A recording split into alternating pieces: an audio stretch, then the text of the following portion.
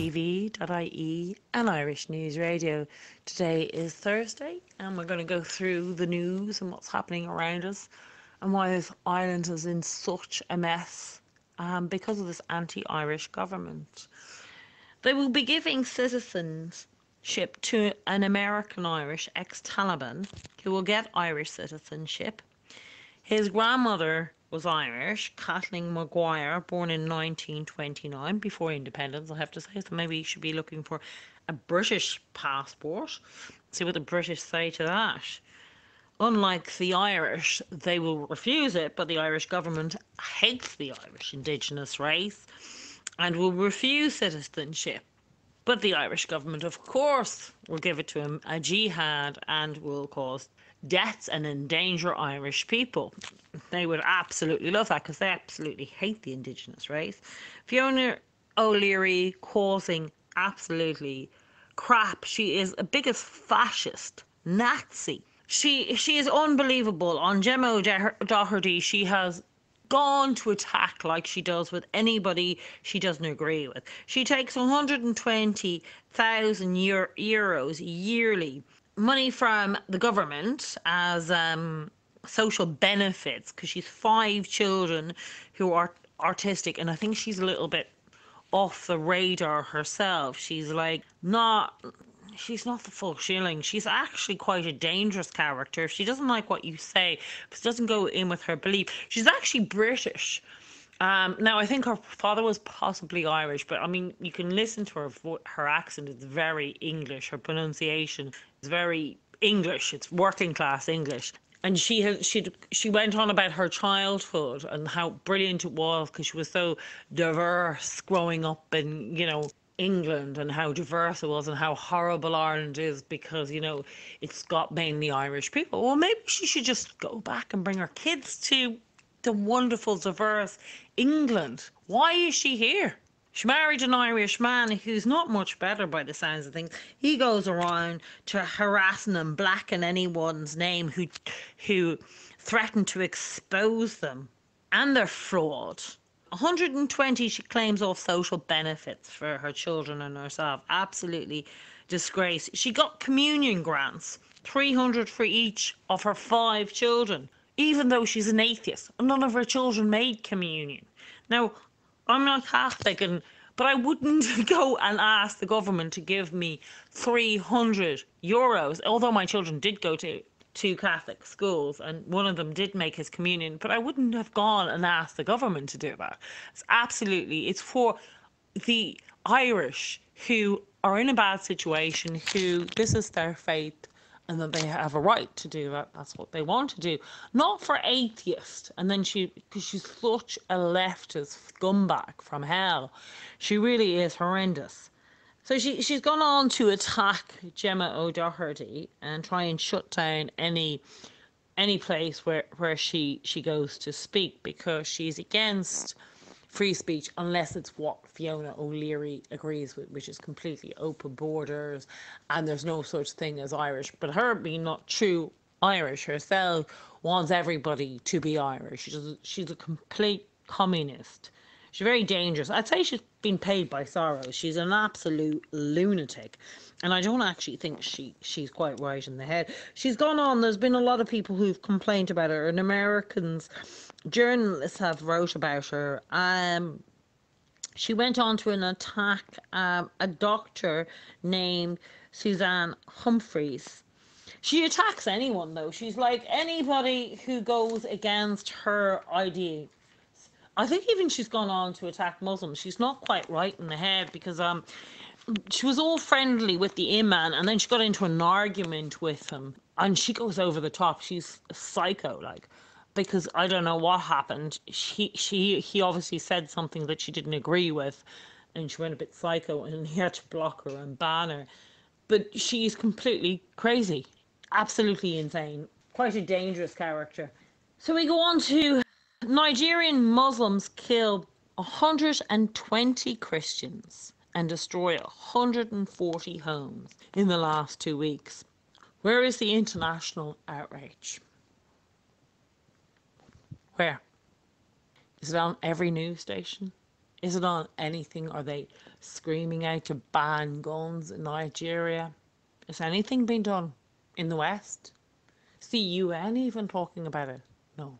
As the UN have moved on to put Iran, as well as Saudi, in with the Women's Council.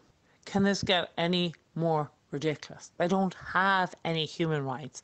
Never mind women's rights. Women are treated worse than crap on the ground in both of those countries and now are on Women's Council. Very, very scary days.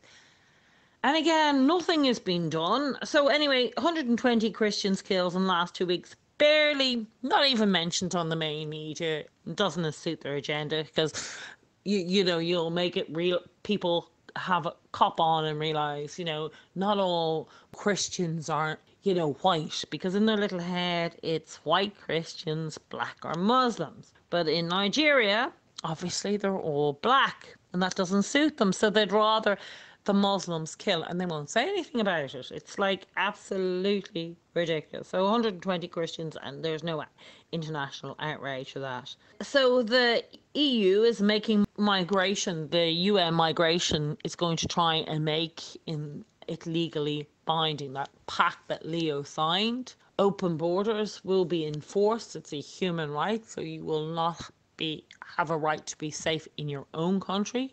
All the third world can come here, rape and kill, and there is nothing you can do. Your children have no right to be safe, and the indigenous Irish have no right to their own land or their home.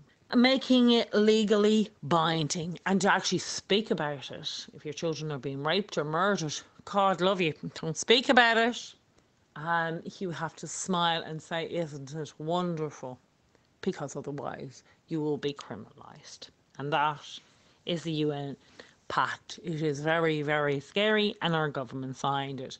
It will become legally binding. I think as soon as whatever happens with Brexit after that, you will see it coming down like an iron gate. There will be nobody allowed leave the EU. It'll either crash. So huge changes, I believe, will have to happen in the UN, or a massive gate of communism will come down. The left, the far left, in our country, our government is completely far left, and it'll be very scary days. I do not see Ireland surviving this. There's too many far left in our government, and a lot of people, and there's other ones who are just too scared. They're following the line of this madness of whatever the left come out with, which is always stupid. None of it makes any sense, but they're all quite happy to follow it and not question anything, because to question it, you're either a fascist, you're a Nazi, you're this, you're that, all the stupid names they call you. And unfortunately, a lot of people don't want those names. They don't want to carry them around, and they can't afford to, because really in these days, they ring up your jobs and try and get you fired, or, like Gemma O'Doherty, they ban where she's allowed to speak because they don't agree with her speaking, because it's not on what they believe, because they don't believe in nationality. They don't believe in indigenous race. They want it all gone. It is terrible, scary, scary days. Western-born Muslims are more likely to be drawn to extremists and violence. Now, extremist is Islam, and violent ideology. And the reason then their grandparents or their parents, and the reason that is because they're educated. Their parents or grandparents, a lot of them would have came over with very little education. Maybe would have recited, the Koran a bit, but they would have been very, their education was poor. Where unfortunately, a lot of these Muslims are fairly well educated. And the more educated they are, the more they're going to cling, because you've got to remember that is what they see as their identity. They don't hold a nationality, like as in the Irish people generally would say Irish, the British would say British, French, such and such. Muslim, for many of those countries, will be a Muslim. Regardless of their background or their indigenous race or their ethnic group, they will always say they're Muslim. And the generation afterwards will cling on to more of that ethnic identity because people crave their identity.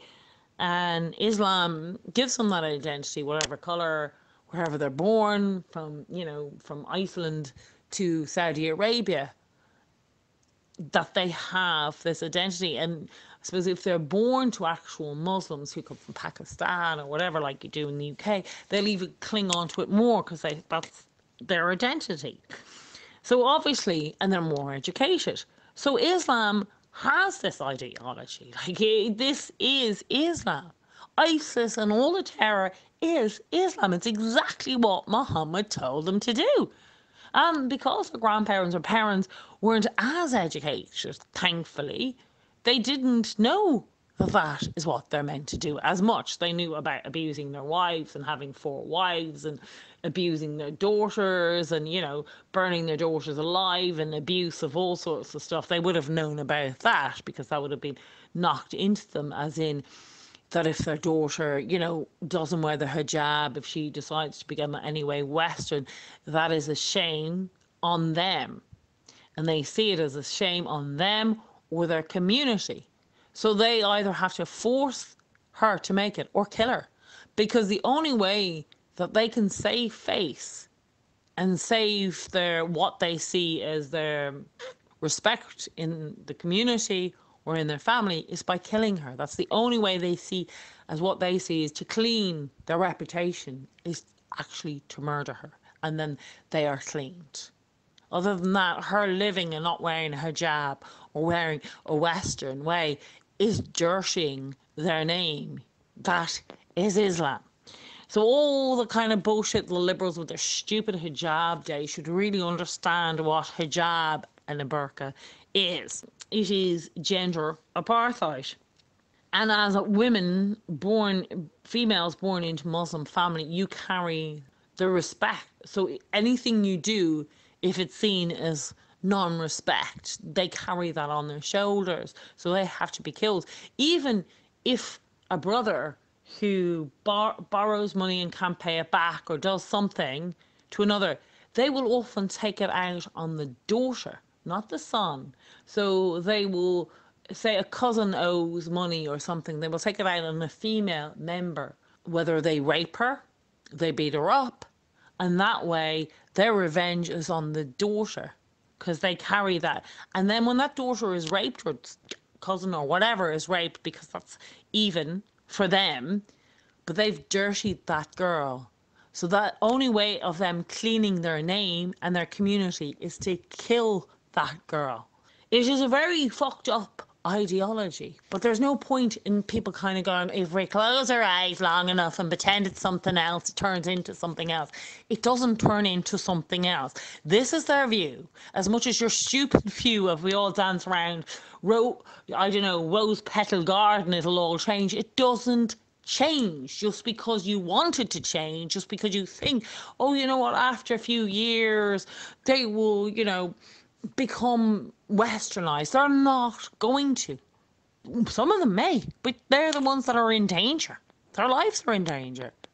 Whether it's their brothers, their uncles, their fathers, their community, they are in danger. So a Swedish university has studied this and, surprise, surprise, have found that the common assumption comes that the threat outside the West is less likely than homegrown, or the bigger threat. No, shock, Sherlock. How? Why are these people so stupid? Like, obviously, if you know Islam, and the more educated you are about Islam, you know that this is what they're being taught, and this is what they have to follow. It's ridiculous that they're actually having to question it. When you look at the attacks on Europe and the US, the research says that the majority of them carried out by Muslims born into the West. They, as they identify as Muslims, as I explained that already to you, that people who are born in Islam identify as Muslims, not Irish, not French, not German, not whatever, but Muslims. They may, once they introduce themselves, say, I'm a Muslim, my parents are from Pakistan, or I'm a Muslim, I was a Christian from such and such. But that's a very much an afterthought. Their first rule of identification is a Muslim. Their first loyalty is to Islam. That is something you have to understand. Islam and its rules. So Saudi is where they will get, because the majority of Muslims are Sunni. Now there is Shia, which is based in Iran. People go, oh, which is the better one? There's very little different. It's like who they believe is next in line to Mohammed. The rest of it is pretty much the same. So you have taqiyya, which is lying, right? So in Sunni, it has you can lie to anybody who isn't a Muslim. Now in Shia, you can lie to even Muslims, so it's very little in the difference as long as it's for Islam. It's like as long as it's for developing or pushing Islam, as long as it's for the help of Islam. So that's made like little difference in that. But as a Christian, it doesn't matter, or a Jew, or apostate, or an infidel. It doesn't matter what you are, whether you're an atheist. It doesn't matter. You're all seen as the same. In fact, atheists are seen as the worst. But pigs and dogs are Jewish and Christians, and that is what they are thought. Again, there's no point pretending they're not thought these things. This is what they're thought in Islam. So surprise, surprise, they're only really waking up that why are they more dangerous if they're born into the West? Because they are more educated about Islam. The reason why the ones aren't, as I explained, is because they were less educated. And that is why. Obviously about female mutilation and all that sort of stuff, they know about that and the abuse to women. They know that because that's kind of inbred. But the actual words of Muhammad, they might have known as well, because they might have studied it or be, they may not have been, they're just not as educated. Some of them can't read or write. So when they come, they would have limited amount of understanding of what it is and what they were told. Mosque, obviously the ones that are more educated, who can read and write and stuff like that, will know what Islam is. And that is why you find most of them entering some ISIS or jihadi group or some sort of terror. The more educated people think, well, the ones that are educated don't join ISIS. No, you have doctors, you have all sorts of highly educated Muslims in ISIS and different jihad groups, whatever you want to call them. And that is for forcing Islam on, because the ideology of it is to push Islam into the West, into every country, till every single country is Muslim. Now you might say, oh, so Christianity does that, what's the problem? The difference with Christianity, it was done with peace. Jesus, as I've explained to you before, was a good person. Muhammad killed 800 Jews personally. He tortured women. He raped women. It's all in the Koran. He raped a child. He married. He was forced marriage on a child and other forced marriages.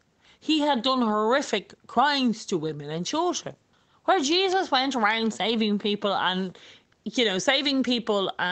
curing people. Muhammad didn't cure any miracles, didn't create any miracles, didn't fix anybody, didn't save anybody. Unless you believe, this horrific. Even when it comes to, people go, what about, female mutilation wasn't in the Quran. It was in the Hadith, where they went to Muhammad, one man who asked, what can he do, because he felt that his daughter was looking at boys. And Muhammad explains how to cut the clitoris and how deep it should be cut. Like everything in the Quran and the Hadith and the Sunni, it is explained. So from the time you get out of that bed, where you step and how you step out of that bed, how you wash, what you eat, when you eat, how you should eat, where you pray, how you wash before you pray, is all what you wear. It's all dictated to you. How many times you pray a day, what you prepare, what you do before you pray. There's a particular type of wash, and you have to wash your privates. And all of this is dictated to you. It is nothing like, even politically Islam, you have food, obviously, halal food. You have washing, you have war, you have banking. Every single thing you do is dictated to you. That is the major difference. Um, so it's insane that people are still kind of questioning why this is that they would be more Islamic after a few generations. Well, that is why it is. New Zealand bans assault rifles less than a week. Now, again, this is stupid, really stupid. This is the leftist ideology again. No, not that I think it's a brilliant idea having guns, but the idea of blaming it on guns rather than this forced migration. You know what I mean? If somebody gets stabbed, are we going to blame it on knives? If somebody gets hit by a car, we're going to blame it on cars. If somebody gets hit, you know, you have to actually look at what happened. You can't keep banning everything. I mean, there's a huge amount of knife crime in Dublin and Limerick. Should we ban all knives? You know, particularly Limerick was known as Stab City. Should you just go to Limerick and say, that's it, you know, take the responsibility off the people, put it on the knives. You don't need knives. It is stupid. A gun doesn't have a personality, doesn't have a feeling. Yes, I do agree. It's probably easy to shoot somebody. I'd say it's probably easier to shoot someone than stab someone, but maybe I don't know. It's how many things do you have to ban? It's probably easier to run someone over than actually even shoot them. But anyway, you know, should we ban cars? Because the amount of Islamic attacks with cars, but oh no, we're not allowed to talk about that because that is Islamic phobia. But there's no such thing as Christianic phobia because Christians don't have even 140 of them killed in Nigeria. Not a word, no outrage, no. Nothing to be seen here. It was only Christians. And anybody who says it is racist or Islamic phobia, even though they're black, they're all black, but still, you know, you're not allowed to mention that because Islam, once Islam is killing, it's fine. But, you know, Christians doing anything, which I even think is a fake flag as New Zealand, but banning guns, really, this is ridiculous. You know, it's just stupid. But typical, again, the left in power are always ridiculous. A Muslim migrant kidnaps a school bus with 51 children in Italy. Now, thankfully, all the children. He puts gasoline and sets it on fire. Thankfully, all the children get out alive, following a police chase in Italy. But when you think about that, like he got unlucky. The police were lucky, and thankfully now Italy have a very good government in place there. But you only need to be lucky once. 51 children could have died, and there would be nothing done because, again, it's Islam. He would have been told, you know, he has some sort of mental issues where, you know, the Christian who killed, so-called Christian, I even doubt that story in New Zealand, but anyway, is told, you know, he has no mental issues, but every time there's a Muslim attack, it's mental issues, not his fault, not right in the head, or you know, it was some imam who he was following at the time was giving him extreme views. Not that the imam was following exactly what the Koran says and told him to do. Oh, no. It was this radical idea. Radical idea. Islam is Islam. There's no such thing as radical, as any true Muslim will tell you. There is no radical Islam.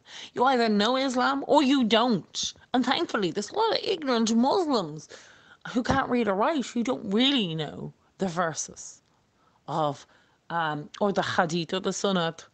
And thankfully for that, that they don't, because there would be a lot more jihadism, there would be a lot more killing the more educated they get. Luckily, they're in third world countries and they can't read and write because there would be more of us dying. So the English, again, fighting over this EU. They want out before obviously the May elections. Yeah, it's hard to know. You know, the Theresa May, traitor to the people, is, although she told them 50 times that she will not, they'll be leaving on the 29th of March. She's actually recorded that 50 times. Has now gone looking for an extension for 3 months. I think it's an outrageous to the British. I think they should just leave without a deal. Let it all collapse, because they're not doing anyone any favours. Just let it collapse. Let the EU come after them. Iranian national was turned down for an asylum because he was a Christian. His conversion from Islam to Christianity, so he was turned down, and the reason, whoever, obviously a Muslim, he must have, the asylum papers must have gone to a Muslim. So the person, obviously, because there's so many Muslims in England, in United Kingdom, in which he was applying for asylum, they sent him out how the Old Testament is not peaceful. This is not a joke. Unbelievable. Again, a stupid left. Now, I'd say this was either a Muslim or stupid leftist. You know, the Old Testament, for the 150, 70 times I've explained this, was the life before Christ. We had to have Jesus Christ for Christianity to know how to live. We were given him as an example. So we know how to live. We know the perfect example, like Mohammed is their so-called perfect man, even though he's a paedophile and a murderer. But we won't go down that line. Jesus Christ, we were told to follow. Live the life of Jesus. Follow Jesus. That is what a Christian. Now, I'm not ditching the Old Testament, but it was the life before Christ. It was the life before Christianity. Now, the problem in this country as well is there's so many Catholics who practice and who focus on the Old Testament. That is more to do with Judaism than it is actually to do with Christianity, because it's a life before Christ. Do you get that? I don't see why people are struggling to get that. Now, obviously, you have to know the Old Testament to know how life will be and how it will return if we do not live and follow Jesus. And as you can see, there's raping, murdering, and killing. It's exactly like the Old Testament today. And that's what's happening. And that is why Jesus came to save us. Not to go, you know what, the old way, the Old Testament, an eye for an eye, tooth for tooth, fantastic, carry on, you're doing such a great job. No, it wasn't. It was turn the other cheek, you know, like live like Jesus, live in peace. He went around curing people, saving people, helping people, people who were destitute, who were so poor and had nothing. He went around and held out his hands and helped them. People who were disabled, who were blind. He helped the people in a really, really bad situation. Muhammad killed 800 Jews. Pretended he was looking for asylum in Medina and took over Medina. He signed a peace treaty with them for 10 years. And I think it lasted something like six years before he broke it, because he was practicing taqiyya. As soon as Muslims believe they're superior, and when they mean superior, they mean in numbers, they take over. They say, do not live in peace once you have become superior, which they mean in numbers. Once you have the majority, you do not live in peace with Christians or Jews. Now, this is the reality of Islam, okay? So no point pretending that it'll all, I don't know, integrate and it'll suddenly become something it's not, because that is Islam, okay? And that suddenly they'll have views like Christians or not. Whether you ever opened a book or not, you have Christian views because you were brought up in a Christian society. That is the way it is, right? So this poor man who was Iranian, who converted to Christian, was told, basically he was given the Old Testament verses and told, no, he can't come to the UK. And they defended that by saying, oh, we have many different, religions here, so we want an integrated, and same leftist bullshit, stupid, brain-dead crap that the left always come out with. Instead of realising the man's life is obviously in danger. And, this sick thing they said to him is, you say that Jesus is your saviour, but he will not be able to save you from Islam. What the hell? Like, seriously? Absolutely shocking. And this is from This is from the Home Office in the UK. Well, obviously the second in command in the UK is a Muslim. It's absolutely shocking that the Iranian was turned down because he conversion into Christianity and had told that he will be in danger. But of course the left don't like to hear that. He would have been better off telling a lie, saying he's still a Muslim. He would have had better chances than he's practicing Islam. And then when he got to the UK, told him he's converted to Christianity. But he was turned down because he told the truth.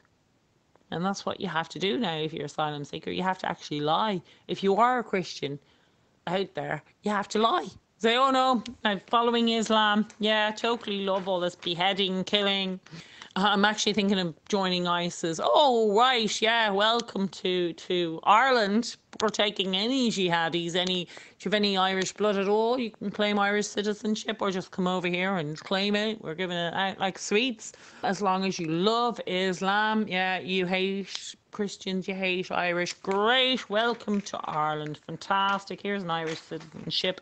Just don't tell the truth about Islam and, don't talk about Islam, just say you love it and you can get in. Just lie, basically. Don't tell the truth or, you won't be allowed in to the West. A deafening silence on the massacre of Christians in all over Islamic countries. Christians living in Muslim countries are 143 times more likely to be killed by Muslim than vice versa.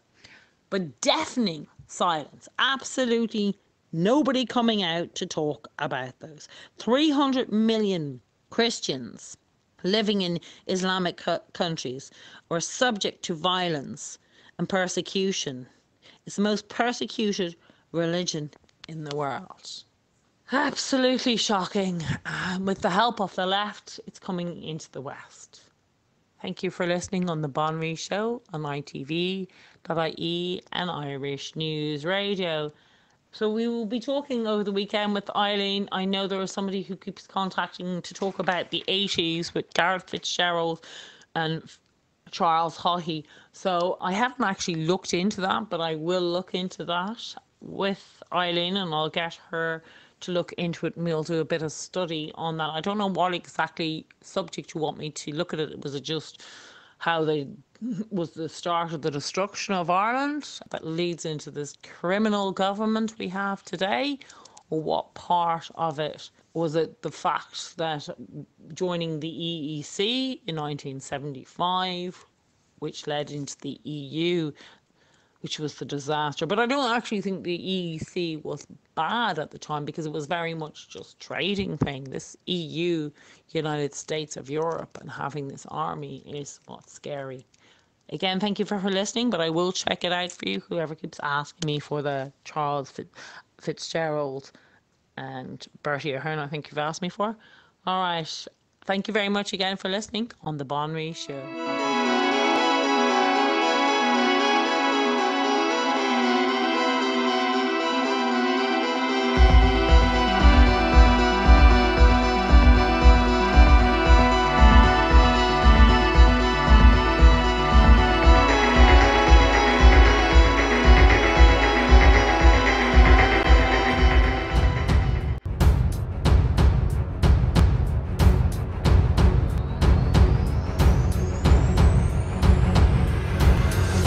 You are listening to Irish News Radio at irishnews.net. Email news@irishnews.net.